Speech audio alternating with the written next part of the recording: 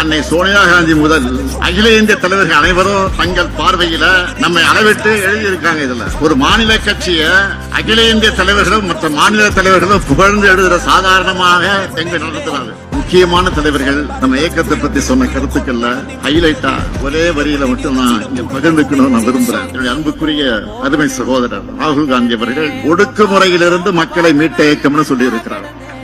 சமூக நீதிக்காக 75 ஆண்டுகள் போராட இயக்கம்னு பாராட்டி இருக்கிறார். மதிப்புக்குரிய சரத்பவார் அவர்கள் கூட்டாட்சியினுடைய வலிமையான பாரம்பரியம் சொல்லியிருக்கிறார். மதிப்புக்குரிய அகில இந்திய கம்யூனிஸ்ட் இயக்கத்தினுடைய தலைவர் டி ராஜா அவர்கள் சமத்துவத்தின் முகமாக இதை பார்க்கிறேன் என்று அவர் பாராட்டி.